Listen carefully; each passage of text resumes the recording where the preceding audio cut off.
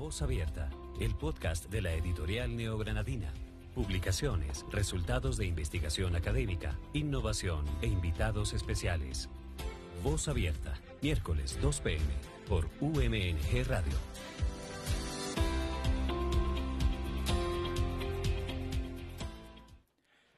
Buenas tardes y bienvenidos a todos a un nuevo capítulo de Voz Abierta, el podcast de la editorial Neogranadina con el apoyo de la UMNG Radio. Llevamos varios capítulos, está volviendo como costumbre esto, pero me encanta. Vamos a traer un tema hoy un poquito diferente por los lados de los procesos editoriales. Ya hablamos de los libros, ya hablamos de la, por decirlo así, mal nombrada corrección de estilo, de todo el proceso de la escritura, pero ahora vamos con algo un poquito más técnico. Si se puede, vamos a hablar de las revistas científicas de acceso abierto que maneja la Universidad Militar y los artículos científicos. Y hoy para ello nos acompañan de nuevo dos personas, esta vez en modalidad presencial. Nos acompañan Joana Rodríguez y Alejandra Rojas, las asistentes editoriales de las revistas de nuestra universidad. ¿Cómo están, Joana y Alejandra? Súper bien, muchas gracias por la invitación. Sí, buenas tardes para todos. Buenas tardes, Manuel. Muchas gracias. Gracias por acompañarnos hoy. Este es otro tema interesante. Yo fui asistente de revistas mucho tiempo, entonces es un ámbito con el que ya estoy algo familiarizado. Pero bueno, ahora está en sus manos todo este tema. Pero, de nuevo, antes de hablar, de entrar en materia así duro, cuéntenos un poquito sobre ustedes. Joana, ¿de dónde vienes? ¿Para dónde vas? Bueno, mi nombre es Joana Rodríguez, soy profesional en Ciencias de la Información, Bibliotecología y Archivística. Vengo trabajando con las publicaciones hace bastante tiempo. Inicié mis primeros pasitos, los hice con el Observatorio Colombiano de Ciencia, Tecnología e Innovación, apoyando todo el proceso inicial de lo que se conoció como Publindex en sus inicios. Posteriormente me vinculé con Colciencias, cuando hizo parte como el departamento, que era como una unidad independiente, no hacía parte específicamente de ninguna institución pública. Trabajé bastante tiempo allí, luego me fui otra vez, trabajé con algunas asociaciones médicas, apoyando los procesos editoriales de sus revistas. Luego nuevamente volví al Ministerio de Ciencia, Tecnología e Innovación, apoyando el proceso de indexación a nivel nacional. Y ahora estoy con la Universidad Militar vinculada en el proceso editorial, apoyando 4 publicaciones. Eso es importante porque has visto casi todo el proceso del manejo de la investigación como está manejando aquí en Colombia, por lo menos en lo que tiene que ver con la comunicación y las publicaciones. Sí. Y ahorita hablamos de Publindex, que eso es yo digo que es un dolor de cabeza, pero un tema importante para revisar. Y Alejandra, ¿de dónde vienes, para dónde vas? Bueno, mi nombre es Alejandra Rojas, yo soy graduada de Filosofía de la Universidad Javeriana, también hice una maestría en Filosofía y a partir de ahí he hecho algunos cursos y diplomados en Gestión Editorial. Y adicionalmente pues he trabajado con Uniminuto en la parte de redacción de textos, podcast y otro tipo de cosas, y actualmente pues me encuentro trabajando como asistente editorial con la Universidad Militar. Excelente, ya es, mejor dicho, es mucha experiencia en comunicación y escritura, que es lo que necesitamos. Bueno, yo quiero hacerles primero pregunta técnica, y es contextualicémonos aquí dentro de la Universidad Militar Nueva Granada tenemos unas revistas. Entonces, ¿qué revistas son? ¿Por qué tenemos 2 asistentes y no solo uno? ¿Cómo son las revistas de aquí de la universidad? Estoy apoyando esa labor en 4 publicaciones. Estoy trabajando con la revista MED. Es una revista específicamente en el área de ciencias médicas. Estoy con la revista Academia y Virtualidad. Su especialidad pues es la parte de la educación. Estoy con la revista Prolegómenos, que su fuerte pues es todo el área de derecho en general. Y estoy con la revista de ciencias, de la revista de la Facultad de Ciencias Básicas. Entonces, pues también es una revista especializada, enfocada específicamente pues a esa área. Son 4 revistas científicas. 4 revistas científicas, exactamente, pues con procesos editoriales rigurosos, con procesos de calidad, precisamente pues por esas calidades las han llevado a que se hayan hecho visibles en Colombia, pero también a nivel internacional en otros sistemas de clasificación. Ujú. Aparte del nacional, que en este caso pues es Publindes, pero son revistas que tienen procesos editoriales serios y rigurosos. Y lo más importante es que tienen un respaldo institucional de una universidad seria como es la Universidad Militar. Ujú. Excelente. Alejandra, ¿qué revistas manejas tú? Bueno, yo estoy trabajando ahorita con la revista de Relaciones Internacionales, Estrategia y Seguridad. Trabajo con la revista Latinoamericana de Bioética, con la revista Ciencia e Ingeniería Neogranadina y con la revista de la Facultad de Ciencias Económicas. Son, fíjense, son en total 8 revistas científicas que están adscritas cada una a una facultad de la universidad. De las 12 facultades que manejamos, 8 de ellas tienen una revista propia. Ahora, algo que creo que olvidé mencionar es, de hecho, ustedes dos nos están acompañando aquí en la universidad desde hace poquito tiempo. Ustedes se vincularon a la universidad. ¿Hace cuánto tiempo llevan aquí? Yo aproximadamente hace unos 4 meses, creo que Joana. Sí, yo tengo menos tiempo, yo llegué hacia finales de mayo. Finales de mayo. Uh-huh. 2 meses. Somos recién llegadas, pero pues contentas de estar vinculadas con la universidad. Listo. No, bienvenidas. Pues creo que ya les dije esto varias veces por lo que hemos trabajado, pero pues bienvenidas a la universidad, primero Muchas que todo. Gracias. Y esto, no sé si esto, bueno, ya conocen porque cada una trabaja con 4 revistas, ¿cierto? Cada revista está adscrita a una facultad, pero pues esas revistas tienen una historia larga. Cada revista ha estado... En este momento, ¿cómo manejamos las revistas? Pues ustedes acompañan a los editores, ¿sí? Cada uno de ustedes acompaña a 4 de nuestros editores. Por cierto, saluda a los 9 editores de nuestras revistas. Sonará chistoso que diga 9 en vez de 8, pero ya explicamos por qué. Pero pues antiguamente nosotros nos encargamos ahora de toda la corrección de estilo, de todo el diseño, de toda la publicación, de la indexación y todo eso, pero antes cada facultad hacía eso por su cuenta. De hecho, me corregirán si están mal, pero creo que en otras universidades todavía pasa eso. Es algo muy particular de la Universidad Militar, que hay una división editorial. Hay una división editorial que es la que apoya y la que es, digamos así, responsable por el proceso de las revistas científicas.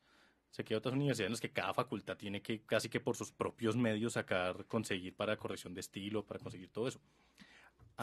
Sí, eso que está diciendo Manuel es totalmente cierto. Digamos que eso yo lo pude percibir un poco a nivel nacional en varias instituciones, pues porque uno veía, digamos, eso, ¿sí? Entonces, no, digamos que no estaba todo direccionado bajo una unidad, sino que cada editor tenía que buscar sus propios recursos, buscar su propio equipo de trabajo, buscar, digamos, todo lo que implicaba hacer el proceso editorial por aparte. Y eso de alguna manera, digamos que no es como la lógica y no es lo que debería ser. Sin embargo, a nivel nacional, eso todavía aún se da en varias instituciones. Claro, con lo que hablábamos en otra ocasión, es que una cosa es dedicarse, voy a llamarlo así, a un arte, ¿cierto? A la investigación, dedicarse a esto, y otra cosa es a la gestión de ese arte. Una cosa es escribir un artículo científico, que ya de por sí es un problema, y otra cosa es administrar las convocatorias para artículos, poder hacerles proceso de edición, todo eso es un complique. Menos mal aquí tenemos como una división encargada de eso. Pero bueno, eso les cuento. Las revistas antes cada una iba por su lado y cada editor y cada facultad tenía que defenderse sola en este proceso. Pero sí, eso es cierto. Y lo que uno encontraba era quizás, por ejemplo, 2 revistas en una misma temática, bajo una misma facultad, con 2 editores diferentes, una tenía recursos, la otra no tenía recursos. Entonces, lo que uno veía es dispersión, no había una unidad compacta y un respaldo institucional, que para mí eso es muy importante dentro de las instituciones, dentro de las publicaciones seriadas. Listo. Eso es importante también. Bueno, para todos nuestros oyentes pueden preguntar en su facultad local.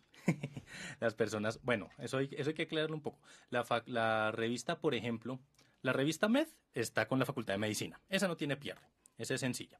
La revista latinoamericana de bioética, esa es de la Facultad de Humanidades.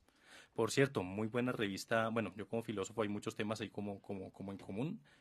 Todas las revistas son fuertes en su área, pero como soy más afín a esta la recomiendo mucho. Pero esa es de la Facultad de Educación. La de Relaciones Internacionales, aquí empiezan las confusiones porque hay 2 facultades de Relaciones Internacionales aquí en la universidad. Esta revista está escrita en la facultad de Calle 100. Entonces, si tienen dudas, deben preguntar es por allí.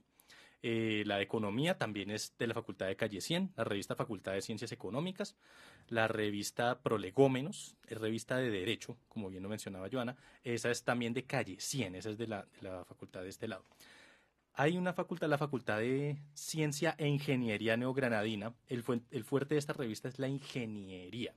Hay muchos temas de ciencias, pero hay otra revista que se encarga más de eso. Esta es puros temas de ingeniería ambiental, de ingeniería mecatrónica, de ingeniería eléctrica. Tiene un tema mucho más aplicable, por así decirlo, y ese es de campus. Esa es de la Facultad de Ingeniería de Campus. La otra revista es la Facultad de Ciencias Básicas. Esta es de la Facultad de Ciencias Básicas, que solamente hay una y está en campus. Tampoco tiene pierde. Y me falta una revista, que es la revista Academia y Virtualidad, la que trata temas de educación y sobre todo temas de educación a distancia. Esta es una fusión extraña. Por eso os digo que son 9 editores, porque esta revista tiene 2. Uno perteneciente a la Facultad de Estudios a Distancia y uno perteneciente a la Facultad de Humanidades. Y pues los 2 llevan a cargo el proceso de esta revista, y de hecho, esta es la única revista que no tiene versión impresa. Esta es la única revista que solamente está en formato digital. Todas nuestras revistas, me corregirán si me equivoco, pero todas nuestras revistas están disponibles en línea en acceso totalmente abierto. Sí, por supuesto. Es importante. Bueno, ahora cuéntenme un poquito. Bueno, ya hablamos de las revistas, estas son las que tenemos aquí en la universidad, están adscritas a estas facultades, ustedes nos apoyan con toda la gestión, pero dando un paso atrás, volviéndonos filósofo. Alejandra, usted que es filósofa. ¿Qué es en general una revista científica? ¿Cierto? Como tipo de publicación. ¿Qué es eso? ¿Por qué no es lo mismo eso que un libro? Bueno, yo creo que hay varias razones. Empecemos porque podría decirse que ambos son un canal de difusión, pero en este caso es un canal de investigación, un canal de difusión de investigación que puede ser cualitativa, ¿no? Cuantitativa, se puede divulgar nueva información acerca de innovación, o hacer, por ejemplo, artículos de reflexión o hacer artículos de revisión. Y ya por este ámbito, pues nos distingue claramente la idea de un libro, por ejemplo, de literatura o de filosofía. Pero uno también investiga en filosofía. Claro, por supuesto, sí. Para mí, digamos que desde el área editorial considero que lo que tienen los artículos es que nos permiten ir a lo que está reciente y nuevo, ¿no? A partir de bibliografía contemporánea y otros aspectos que pueden ser distintos a un libro de filosofía. Y adicionalmente a eso, pues lo que tú decías, la publicación en línea, ¿no? Que sea gratuita, por ejemplo, que son artículos que, por ejemplo, en el caso de la editorial son de 10.000 palabras como máximo. Esto nos da un clave diferencial ahí. Claro, lo que dice es clave porque uno usa la palabra revista, ¿cierto? Y le pone el apellido científica, pero solo por el nombre revista uno a veces se confunde, porque hay revista Semana, hay revista, no sé, Gato Pardo, lo que sea, ¿cierto?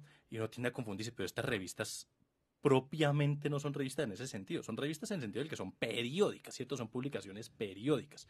Sale un número cada semestre y pues los 2 números del año conforman un volumen, ¿cierto? Pero propiamente no son revistas, sino que son en inglés. En inglés es clara la diferencia, porque en inglés está la palabra magazine, que es la de la revista Semana, claro. Y está la palabra journal, que es propiamente lo que es una revista científica en español.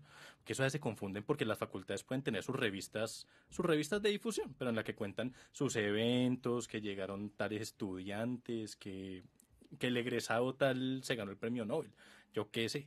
Pero las revistas científicas son enfocadas en la investigación y en la investigación reciente, en mostrar los avances recientes del conocimiento. Creo que así nacieron las revistas científicas, ¿cierto? Eso fue por allá. Sí, generalmente digamos que en principio lo que se manejaba era mucho como la revista institucional. Sí, era una revista más de una facultad, de un programa. Precisamente nacían como en la función de hacer difusión de sus eventos académicos, investigativos, empezaron a publicar uno que otro artículo, empezaron, digamos, como en ese sentido. Las publicaciones se han ido transformando ya en unas revistas académico-científicas, ¿sí?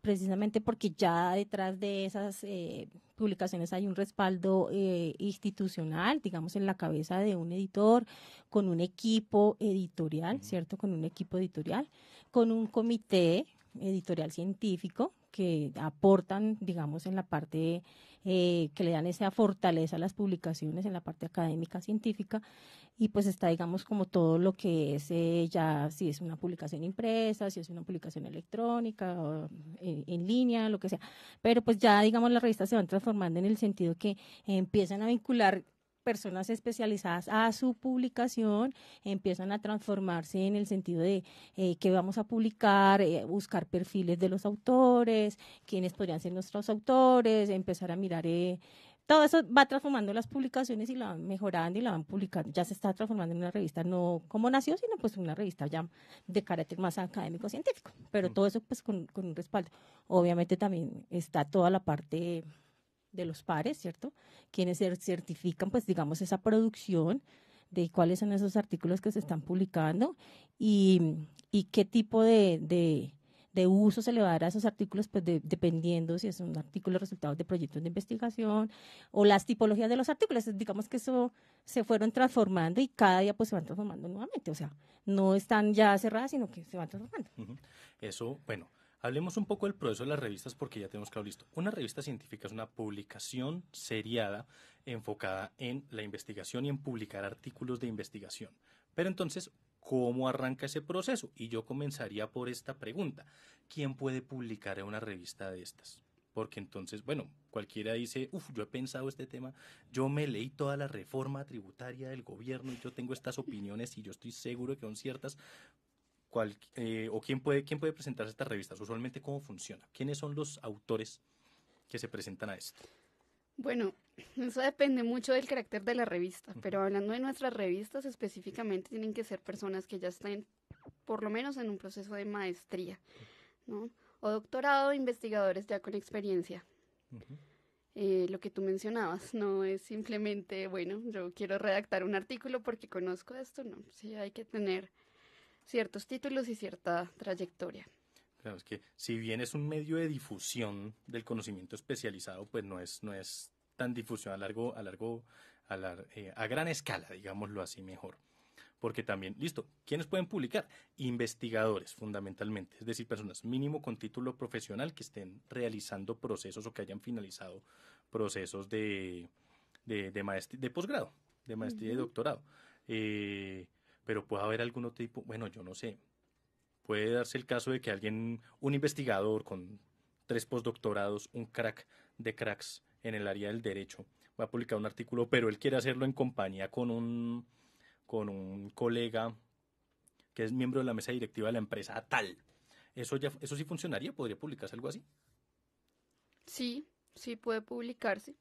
Creo que lo importante es lo que tú mencionas, que haya un investigador, ¿no?, que tenga la trayectoria, y igual pues como un artículo puede ser publicado por varias personas, en este caso podría aplicar. Sí, eso es algo hecho bastante común, siempre los artículos ya son más bien, depende del área de conocimiento, pero es curioso es una curiosidad que aparezca un artículo escrito por una persona.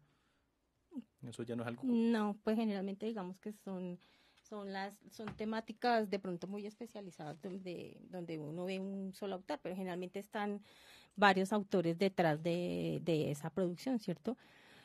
Digamos que lo normal es que sea resultado de un proyecto o de un proceso de investigación en el que estén vinculados diferentes tipos de autores, ¿cierto? Entonces está, digamos, un investigador principal, un investigador secundario, alguien quizás vinculado con una parte de la empresa, de la producción, están vinculados ya estudiantes, por ejemplo, que están finalizando una maestría. Entonces hay diferentes tipos de autores y eso también es importante porque pues le da, digamos, de alguna manera esa trayectoria no solamente a los que ya, digamos, tienen unas redes de colaboración, entonces, sino de pronto a gente nueva que está vinculándose al medio de la producción y pues digamos que eso es importante dentro de las publicaciones. Claro, es que uno ahí diría, ¿no? Tan elitistas los de las revistas científicas, si no tengo el cartón no puedo publicar con ustedes porque son así. Pero es que estas dinámicas de la investigación son, digámoslo, tienen unas necesidades bastante específicas. Es que es el asunto. Como los artículos, primero, tienen que presentar una base del conocimiento, digámoslo así, significativo.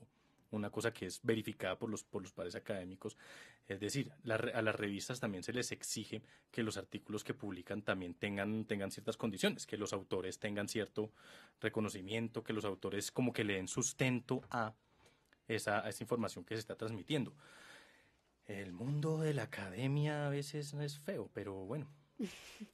Sí, pues digamos que en la producción lo que se esperaría es que sean artículos inéditos, artículos originales, artículos que estén aportando al área de conocimiento en una temática específica y que pues que obviamente eso sea citable, sea usado, sea consultado, sea leído, sea visible. Pero pues de todo ahí en la viña del Señor, como dicen por ahí, de todo se encuentra uno en el camino, pero digamos que ese es el fin de lo que en realidad sería un artículo científico serio, ¿no? Y pregunta, cuando hablaste de tipologías de artículos, eso sí es interesante. En sus revistas, ¿qué tipologías suelen utilizarse?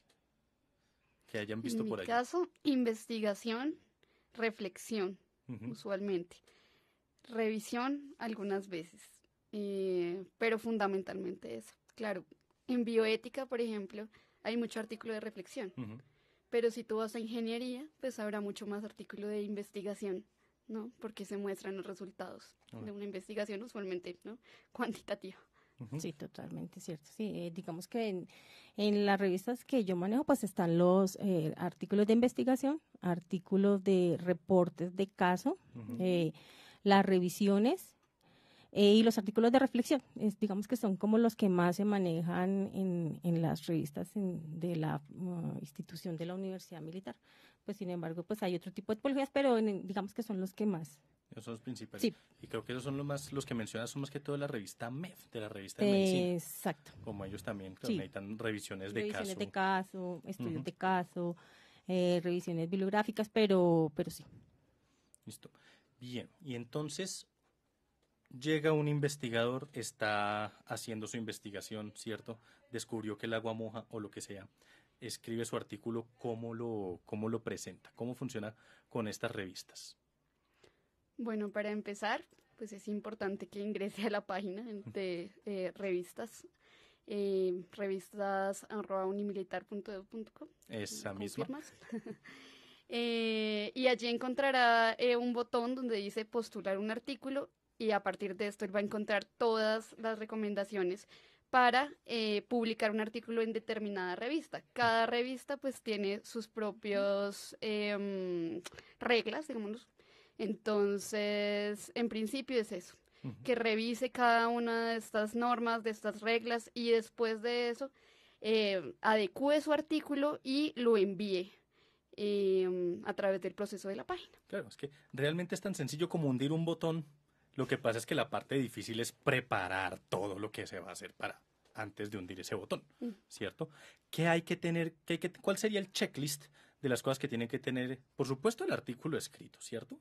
O tiene que estar ya, se cae de su peso. Segundo, elegir la revista adecuada para su temática, ¿cierto? Si escogen, eso sobre todo para temas complicados. Si es alguien que está escribiendo acerca de el nuevo modelo de excavadora para búsqueda de petróleo en Texas, yo qué sé, eso va para ciencia e ingeniería, no tiene mucho problema.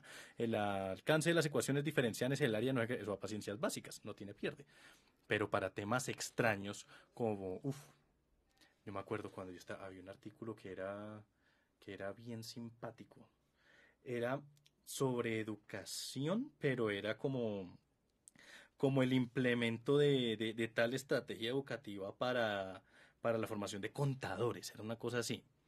Entonces, pues, no me acuerdo que hubo esta discusión. Esa revista terminamos metiendo en la revista de economía, que yo estaba en esa revista. Y alcanzamos a tenerlo, y esto sí lo publicamos nosotros, lo mandamos para la revista de Academia y Virtualidad, o qué hacen, eso es extraño, ¿cierto? Pero la clave sería, ver en qué se está sentando la investigación. Si el peso está en la aplicación, en la aplicación de la contaduría, va para economía. Si está enfocada en la estrategia pedagógica, tendría educación. que ir para la otra. Pero eso, ¿ahí de qué depende? Yo diría que del scope de la revista. Exacto. Sí, Depende. de la temática y de la especialidad de la revista, Ujú, exactamente. exacto. Scope, entiéndase el marco temático Ujú. dentro del que se enmarca la revista. Vivan las redundancias. Bien, pero entonces... Digamos que, perdón, yo te Ujú. interrumpo, Manuel. Las revistas tienen sus instrucciones a los autores, sus guías a los autores. Tienen una temática y tienen un scope y tiene, digamos, como un proceso, lo que hablaba Alejandra, las normas para yo poder publicar. Entonces, digamos que lo primero que tiene que hacer un autor cuando quiere publicar un artículo es, listo, yo publiqué un artículo, digamos que es sobre contaduría, un poco enfocado a la economía y a la educación. Entonces, yo tengo que mirar qué revistas cubren como esas temáticas Ujú. y postular enviar el artículo resultado de un proceso de investigación. Entonces tengo que ir a mirar las instrucciones a los autores, qué me están solicitando, si son criterios de calidad, ¿cierto? O de forma, o qué es lo que me están solicitando. Y dependiendo de eso, pues yo tengo que mirar si mi artículo se adapta a esas guías de instrucciones a los autores establecida por los editores a través de una política editorial o definitivamente mi artículo no lo puedo presentar porque no tiene, digamos, esos criterios. Entonces, eso es lo primero. Entonces, los autores generalmente a veces no miran eso. Entonces, llegan y de pronto y la envían y resulta que es un artículo que obviamente va a empezar un proceso editorial, pero entonces no lo van a revisar inmediatamente porque eso tiene que cubrir una serie de filtros, una serie de pasos, trámites. Entonces es importante ir como a la fija, yo como autor, y establecer a nivel, si es una, digamos, una publicación nacional o de pronto es una publicación internacional, todas tienen, digamos, como esa misma solicitud. Hay que mirar primero las instrucciones a los autores. Eso es súper clave. Claro, eso es fundamental porque es para que un artículo avance todo ese proceso. Imagínense cuántos artículos llegan periódicamente a una revista. Esos pueden ser unos 20, 30 artículos, sí, al mes, a veces dependiendo del flujo, ¿cierto? Pero pueden llegar muchos artículos al tiempo. ¿Cómo es? No, yo me acuerdo, pero ustedes ya lo saben. Llegan tantos artículos, uno termina la semana después de haber hecho la revisión preliminar de un poco y a la otra semana ya hay otro montón. Otro montón. Exactamente.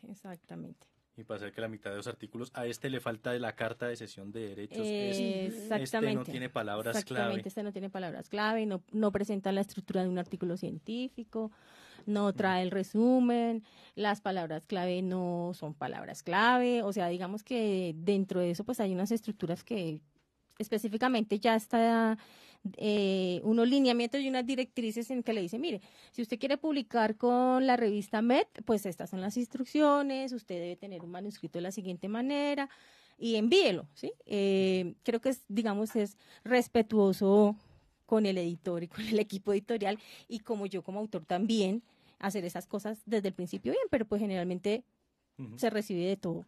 Claro.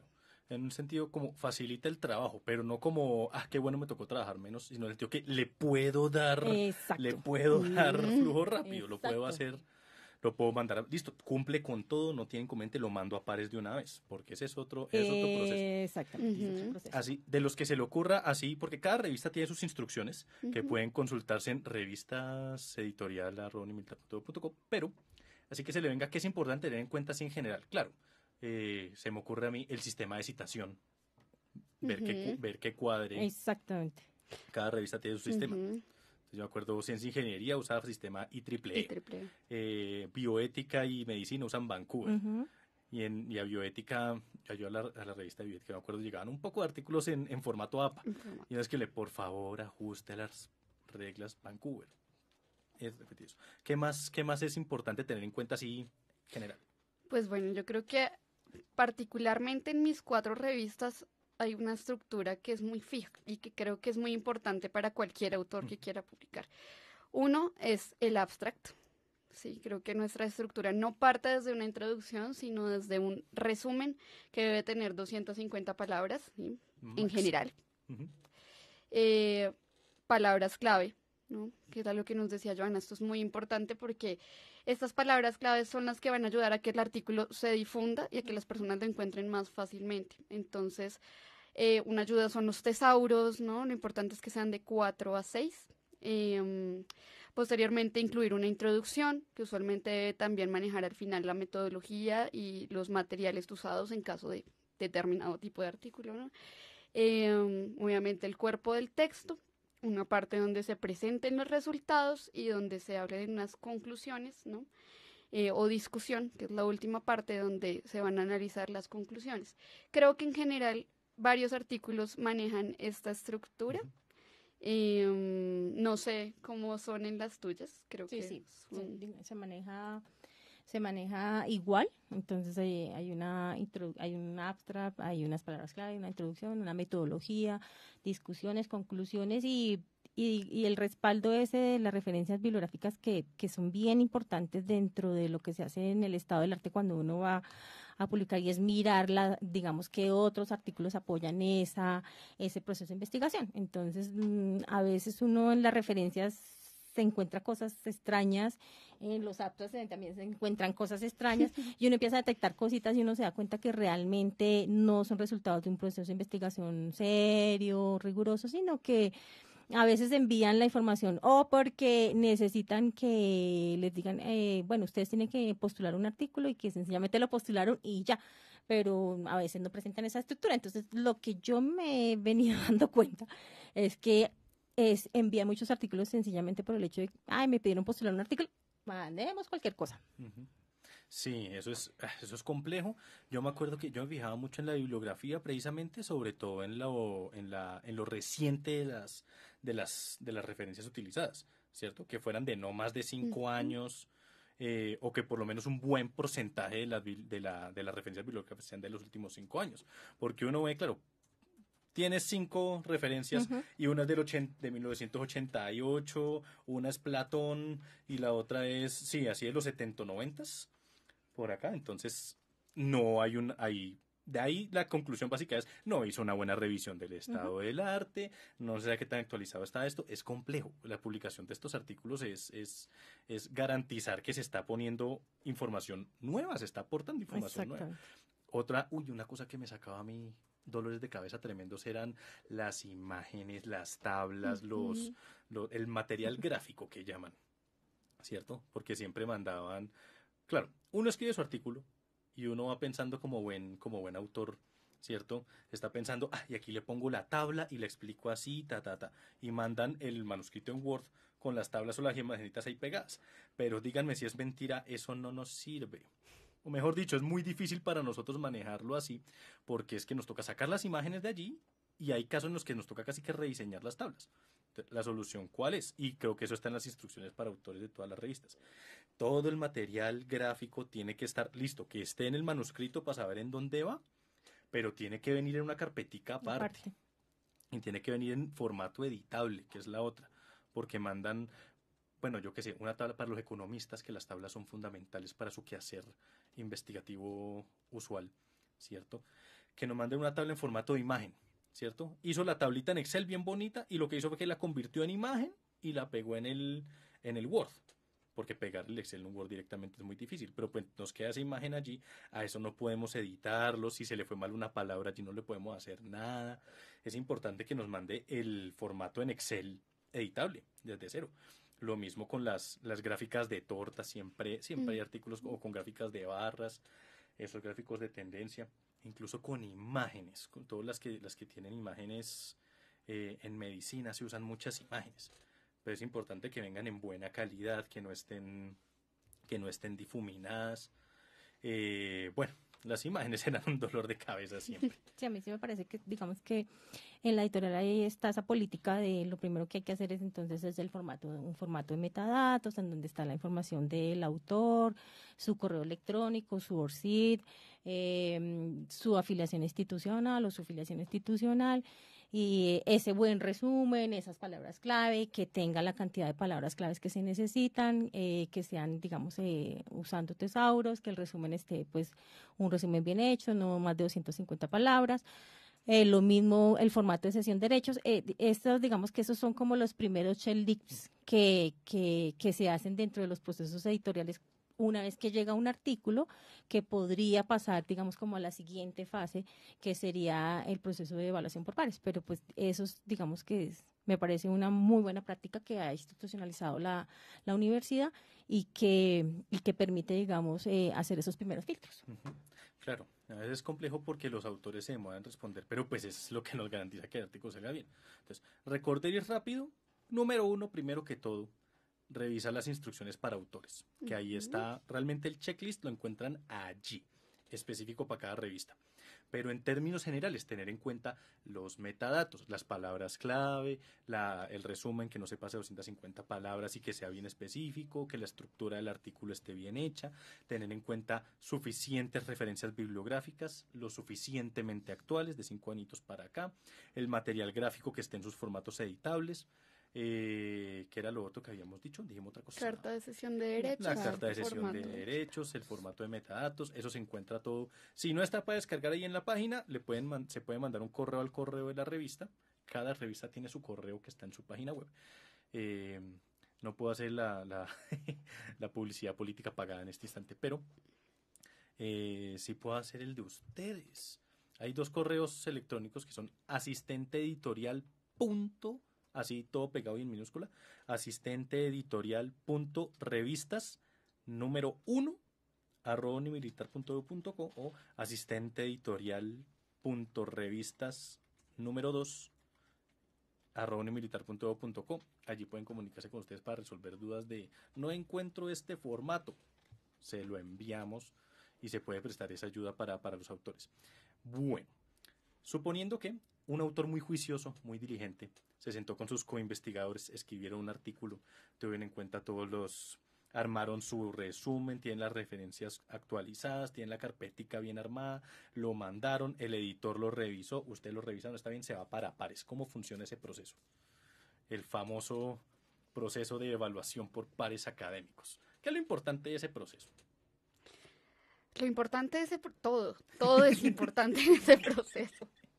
Porque claramente, claro, el autor pudo haber escrito un buen artículo, sí, pero si no tenemos un par que lo evalúe, el artículo no se puede publicar. Y aquí usualmente se utiliza una revisión de doble par, es decir, que al menos 2 investigadores tienen que haberlo evaluado, ¿no? Entonces, lo que se hace es buscar pares, es decir, evaluadores que puedan evaluar el artículo les va a llegar a ellos de forma anónima. Ellos aceptan la revisión, una vez la aceptan, la realizan en un tiempo aproximado de 2-3 semanas a un mes, dependiendo de su tiempo de aceptación. Dan el concepto que tienen sobre el artículo. Entonces esto va a ser fundamental porque a partir de este concepto o el autor debe hacer modificaciones o el artículo no pasará definitivamente o poder hacer un artículo que realmente está muy bien evaluado con recomendaciones pequeñas de acuerdo con las cuales el autor tendrá que hacer los ajustes pertinentes. Sí, eso lo que decía es clave es que se envía de manera anónima, pero es que esas revisiones siempre son en modalidad de doble ciego. He escuchado por allí, no me acuerdo quién fue, pero está la expresión evaluación de doble par ciego. No es doble par ciego, es doble ciego. Par evaluación en modalidad doble ciego. Significa que el lector no sabe quién lo va a evaluar y el que evalúa no sabe a quién va a evaluar. Eso es lo que garantiza en últimas los lineamientos éticos de la evaluación, que sepamos que está evaluando es por el contenido mismo del artículo. Y eso es un proceso, yo me acuerdo, porque los evaluadores de las revistas, realmente eso es ¿cómo decirlo? Eso es una labor honoris causa, ¿cierto? No. Sí. Distinto con las revistas científicas, como los artículos suelen tener máximo 10.000 palabras, esos son alrededor de 20 páginas, más o menos. Pues son textos cortos. Necesitamos un poco la buena voluntad de los investigadores y eso a veces toma tiempo. Creo que esa es la parte más demorada en realidad del proceso de la publicación de una revista, la evaluación por pares académicos. Sí, de acuerdo. Sí, pero bueno. Sí, además porque digamos que generalmente pues son personas con una formación, digamos, de doctorado, de postdoctorado, con sus actividades académicas, con sus otras actividades. Y pues digamos que este es un proceso en el que también se necesita la dedicación para poder evaluar ese artículo, hacer búsquedas en las bases de datos, de pronto de esas temáticas que se están manejando. Y lo más importante es que ellos tienen que certificar ese conocimiento, de que es algo nuevo, de que va a aportar al área de conocimiento. Entonces, digamos que es una labor muy, muy importante. Y pues realmente se necesita que sea rigurosa, que sea muy rigurosa, que esté partiendo de la ética y pues que lo que el fin de todo es que certifiquen ese nuevo conocimiento. Claro. A partir de allí ya es breve porque es lo que le sigue a eso cuando el artículo pasó por los pares. Se emitió el concepto. El editor revisa esos conceptos, ¿cierto? También dice, y hasta ahora el editor, ¿qué ha hecho? Hasta ahora el editor ha revisado las versiones preliminares de los artículos, ha revisado con ustedes que cumplan con todos los requisitos. El editor consigue los pares académicos o avala las opciones de pares académicos que se consiguen también, porque eso es importantísimo. Los editores de las revistas, como son docentes de las respectivas facultades, también son expertos en la respectiva área. El editor de la revista de economía es un economista con grado ya de doctorado, son investigadores también. Lo mismo la editora de la revista Prolegómenos, el editor de la revista Facultad de Ciencias Básicas. Todos ellos son duros en su área y pues ellos también saben encontrar los perfiles idóneos para cada artículo. Pero, ¿qué más ha hecho el editor hasta ahora? Revisa los conceptos de los pares académicos, ve que sean razonables, que sí le apunten un poco a la cosa. Quiero decir, que sean precisos. Claro, y hay un punto muy importante del editor y que en nuestro caso no hace la diferencia porque, claro, nosotros como asistentes editoriales podemos revisar todo lo que tiene que ver con forma, pero realmente es el editor quien conoce la disciplina, ¿no? Quien va a saber si el artículo es pertinente o no pertinente para la revista, si contiene una metodología adecuada. Entonces, es fundamental esa revisión conceptual, diría yo. Claro, es que imagínese, la filosofía será la madre de las ciencias, pero muchas clases de cálculo diferencial yo no vi. Y lo mismo el asistente editorial está ahí para apoyar todo ese proceso, pero pues zapatero a tus zapatos, el que sabe del área, sabe del área. Sí, y quien termina tomando la decisión si realmente se publica o no se publica, pues es el editor. Eso es clave. Pero llegaron los conceptos, el editor los revisó, se consolidó la respuesta del autor para decirle, mire, el concepto de su artículo es este, no se aceptó por tal y tal y tal y tal, o se aceptó pero haga estas y estas y estas correcciones. El autor lo corrigió, todo fluyó como miel sobre hojuelas. El artículo se va a producción y eso ya hemos hablado, esa es la corrección de estilo, esa es la diagramación, ese es el diseño, coger esa carpeta con imágenes y tablas en formato editable y convertirlas en una diagramación bien bonita y se publica. Ahora, a partir de que se publica el artículo, ahí es que se pone divertido, ¿no? Porque venimos al problemilla, al asuntillo de la indexación. Ahora también, como claro, las revistas científicas, nuestras revistas son de acceso abierto. Eso significa que desde que se publican son libres para ser buscadas en internet, pueden descargarse los PDFs, porque la idea es difundir ese conocimiento entre los que lo necesitan. Ahora bien, para que una revista, digamos, o cómo se mide el valor de una revista, por medio del impacto, ¿cierto? Y ese impacto se ve en lo que llamamos la indexación. Que nos cuentan un poquito, sobre todo, Joana, tú que sabes de Publindex, que has estado en la primera fila mirando todo ese detalle. Cuéntanos un poco de Publindex, de la indexación, cómo son los criterios que se manejan, eso, con qué se come. Lo que pasa es que, digamos que Publindex nació, digamos que su fin fue promover la escritura y la divulgación del conocimiento nacional de los diferentes investigadores, autores, docentes de las instituciones públicas en Colombia. Digamos que fue su fin. Entonces está muy asociado a un decreto, que es el decreto 279, que publicó el Ministerio de Educación Nacional precisamente para promover la producción nacional. Entonces, se han venido vinculando otras instituciones a esa producción, entonces ya empezaron a vincularse instituciones no solamente públicas, sino instituciones privadas e instituciones que ya no eran directamente, digamos, educativas, sino asociaciones, también hay producción por parte de las empresas. Entonces, digamos que eso se ha venido transformando un poco también con esos inicios, que fue, digamos, el fin era apoyar la producción de los investigadores y docentes que trabajaban con las instituciones públicas. Entonces, nació, digamos que ese fue como el nacimiento del por qué se dio, digamos, ese proceso de la publicación aquí a nivel nacional. Se han venido vinculando otras instituciones. Nació con un grupo de condiciones o criterios, entonces en su momento se hablaba de unos criterios de calidad editorial o de forma que se medían y que las publicaciones debían cumplir para poderse presentar al proceso de indexación nacional. Y unas condiciones de calidad científica, ¿sí?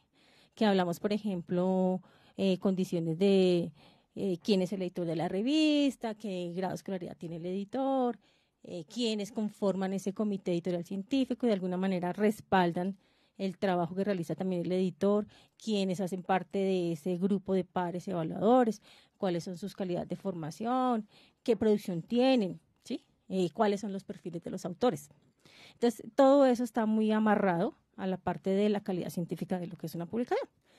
Y ya empezaron a colocarle, digamos, otros criterios que están muy relacionados con la visibilidad de la revista, en donde son visibles. Entonces, a nivel nacional, pues están en Pulindes, están, por ejemplo, incluidos en el catálogo de la Biblioteca Nacional, están en el repositorio institucional, pero a nivel internacional, ¿en dónde más está circulando la revista? Entonces empiezan a mirar otros criterios relacionados con la visibilidad a nivel internacional. Entonces empiezan a surgir otras bases de datos especializadas que hacen que la revista pues empiecen a migrar a esas bases de datos y que tienen otros indicadores como la citación, el impacto, otros indicadores que hacen medible una publicación. Claro. La última es por dónde circula la revista para que más gente pueda verla y para que pueda citarla. El punto de citar, la citación es importantísima también porque eso es usar la información, eso es usar el conocimiento que está desarrollando en los artículos. El punto es, si el artículo dice que descubrió una nueva fórmula para secuencias diferenciales, no sé qué rayos, el punto es que alguien puede utilizar ese nuevo procedimiento de ecuaciones diferenciales, perdónenme la palabrería, que puede utilizar ese nuevo descubrimiento en una nueva investigación de él. Alguien cita ese artículo donde descubren esa nueva cosa de ecuaciones diferenciales y la aplica a algo nuevo. Ahí la está citando. Entonces, un artículo que investiga los factores de incidencia en el desplazamiento forzado en Colombia entre los años tal y tal. Ok, pues alguien toma la información que dice ese artículo, la cita diciendo, según el artículo ese que leí, según el artículo ese que leí, los criterios fundamentales son este y este y este. Pues de acuerdo con eso, la situación en el Tolima se puede aplicar así, así, así. Sí. Y ese es el punto de que se mueve el conocimiento a partir de las citas. Es que uno ya se vuelve como palabra de lugar común. Importante aumentar la citación, importante todo esto. Y sí es fundamental, pero es que la razón de eso es que el conocimiento se utilice para cosas, incluso para generar nuevo conocimiento. Ahora, está, claro, Publindex es la base de datos de revistas científicas a nivel Colombia, a nivel aquí Colombia. Y lo que pasa es que ellos tienen unos criterios unos criterios mínimos de calidad que deben cumplir las revistas científicas aquí en Colombia. Por eso es importantísimo tener en cuenta todos los lineamientos que ellos plantean y ellos hacen convocatorias cada tanto. La última fue en 2021, esperamos que la próxima sea en 2024 por muchos cambios que ha habido en el ministerio y muchas cosas. Pero a partir de esas convocatorias, las revistas de Colombia se presentan y pues miden que cumplan con los criterios de calidad editorial, que cumplan con los criterios de esto, y miden qué tanto impacto están teniendo. Eso significa cuánto los están citando, por allí, por allá. Ahora, ¿cómo se sabe cómo se está citando? Excelente pregunta. Cuando se publica un artículo, esto me lo corrigen, uno publica un artículo, eso lo hacemos nosotros, y la lista de referencias de ese artículo entra en una plataforma que se llama Crossref, y ese Crossref cuenta, ok, este artículo citó a este señor, a este señor, a este señor, a este señor, a este señor. Ahí va contando las citas que va generando un artículo. Entonces sabe, ese artículo aquí generó una, allí generó otra, y eso va contando. Y eso va generando unos índices y eso va generando unas cosas. Pero ¿a qué iba con todo esto? Ah, sí, aquí hay otros CIRES, otros índices citacionales, como Cielo, como Redalic, que son las bases de datos donde uno encuentra estas revistas. Ahora es importantísimo porque el que quiera hacer una investigación, un trabajo de grado puede ser perfectamente cierto, o el que quiere investigar un tema, hasta profesor nuevo, recién estrenado en la universidad y quiere desarrollarse, pues empieza a buscar en Cielo, empieza a buscar en Redalic, empieza a buscar también en Publindex. Mire qué revistas científicas están bien posicionadas ahí, ellos que están produciendo hoy en día. De ahí saca la bibliografía nueva y de ahí saca la información de lo último, como se dice coloquialmente, lo último en guarachas en cuanto a esa investigación. Y de ahí es que así se mueve esta, vamos a decirlo así, toda esta industria, toda esta maquinaria de la investigación. Bueno, es bastante complejo. Sí, lo que pasa es que pues el Publindex es una producción nacional, tiene criterios, pues obviamente se han venido transformando con el tiempo, nacieron unos criterios, ahora ya no son esos, son otros criterios también dependiendo de cómo se está moviendo la producción, la gestión editorial, la producción de conocimiento y la visibilidad. Entonces obviamente pues no se pueden quedar con los mismos criterios. En este momento pues están haciendo una revisión de esos criterios, ajustando esos criterios, pero pues digamos que la prioridad es mirar la producción nacional también, ¿cierto? También tener en cuenta pues esos estándares o criterios internacionales que están manejando otros indexadores, pero también mirar digamos cómo está esa producción y no es posible, digamos, copiar y medir esos criterios, porque pues digamos que la producción de Colombia es una cosa, la producción de Europa es otra cosa, la producción de Estados Unidos es diferente, pero sí tener algunos lineamientos y que las revistas pues se vayan a ir transformando poco a poco, ir digamos ajustando esos criterios acorde también a la producción, pero pues la idea sí es que ojalá la producción nacional pues sea más visible, más citada, más usada. Correcto. Ahí es importante también. Bueno, dijimos que la revista realmente es para investigadores por todo este tema de los criterios que deben cumplir para las bases de indexación y porque la idea es producir conocimiento nuevo y todo esto. Revistas de estudiantes también hay y queremos sacar, pero entonces eso es para decir que para todos nuestros oyentes, estudiantes que piensen, me tengo que graduar primero antes de publicar allí, hay otras opciones. Y pues sí es importante si alguien está pensando en eso, buscar revistas estudiantiles donde puedan participar. Aquí ya teníamos una que de hecho fue descontinuada, que se llama Revista Criterios, que es de economía, era de economía. Pero bueno, spoiler, me encanta hacer spoilers en este podcast. Va a venir otra revista también de esa facultad, por esos lados está preparándose. Entonces esperen noticias sobre eso pronto. Bueno, se nos va pasando el tiempo de nuevo. Pero entonces, recomendaciones generales, como para ir cerrando. Número 1, autores. Todos los que quieran publicar en nuestras revistas, revisen las instrucciones para autores. No duden en contactarnos, busquen el correo de la revista, está en la página web, cacharréenle en últimas, porque ahí encuentran las instrucciones, ahí encuentran las políticas de la revista, son todas las normas que rigen el proceso editorial que manejan. Escriban a los correos de la revista, a los correos de las asistentes editoriales, o en últimas al mismo correo editorial.neogranadina, ya podemos direccionarlos a quien pueda resolver las dudas. Lo que aplica para estas revistas, en general, aplica para todas las revistas a nivel Colombia, cuando menos. Pero realmente las revistas científicas todas se mueven por la misma línea. Hay variaciones administrativas de pronto de cada institución y cosas así, pero la dinámica es como igual. Bueno, y de pronto para despedirnos, Alejandra y Joana.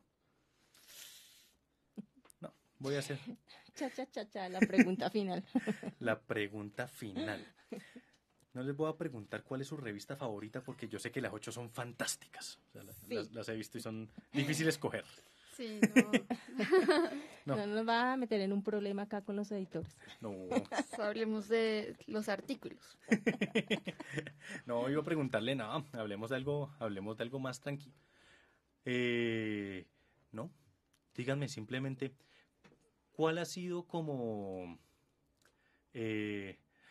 su experiencia más extraña, ¿cierto? En términos de... Es que pasan cosas raras, llegan artículos... Yo me acuerdo que la mía, en una revista, ¿no? Ahí cual una vez llegó un artículo no me lo van a creer, el artículo estaba escrito a mano porque eran 5 fotografías tomadas con celular de un cuaderno.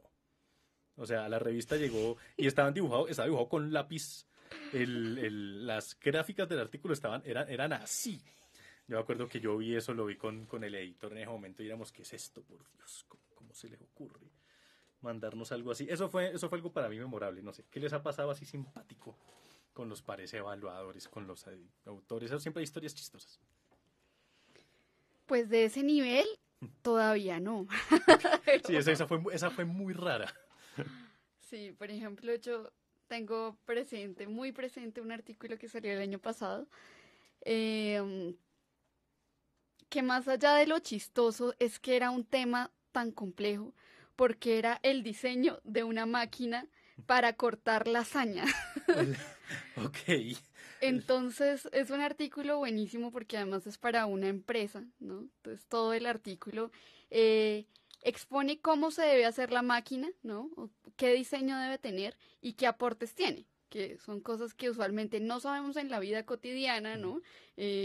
Menos los filósofos.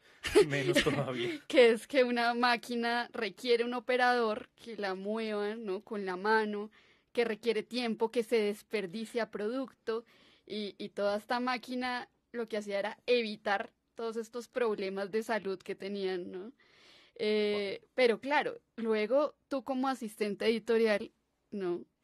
Piensa en quién va a evaluar ese artículo. Entonces, claramente es curiosísimo porque no encontrar pares evaluadores que evalúen un artículo tan específico. Yo creo que, o sea, no soy muy versado en la historia de las lasañas, pero creo que bajito tenemos 500 años de hacer lasaña y todavía hay artículos innovando en la forma de hacer una máquina para cortarla.